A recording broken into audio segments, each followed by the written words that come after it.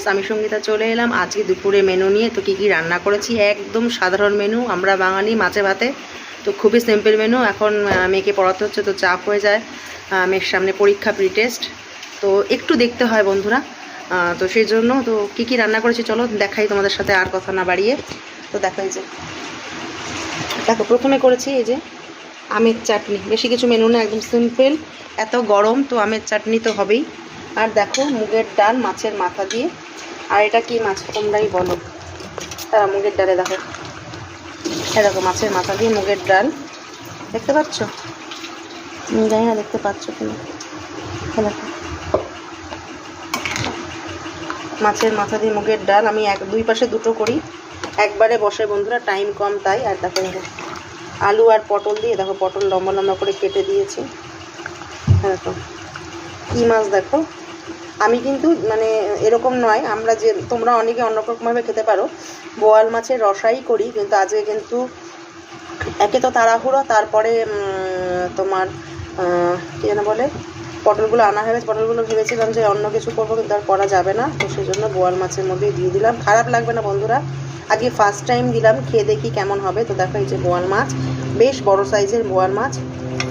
তো এটার একটা পাতুরি করবো ভেবেছিলাম, তো আজকে আর হবে না, খানিকটা রেখে দিয়েছি, কালকে হয়তো পাতুরি করবো, যে কলা পাতা কাটার টাইম পাইনি। তো এই দেখো প্রত্যেকটা পিস, দেখো কি সুন্দর প্রত্যেকটা পিস।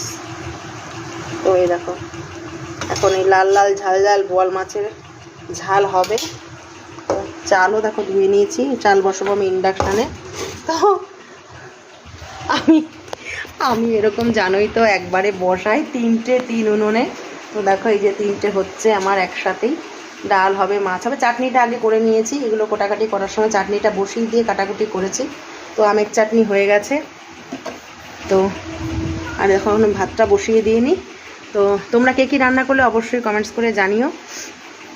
তো দাঁড়াও এবার একটু জল দিয়ে নিই এর মধ্যে, ভাতের মধ্যে। দেখো তোমাদের সাথে দেখা থেকে একটুখানি পড়ে গেল বাইরের দিক।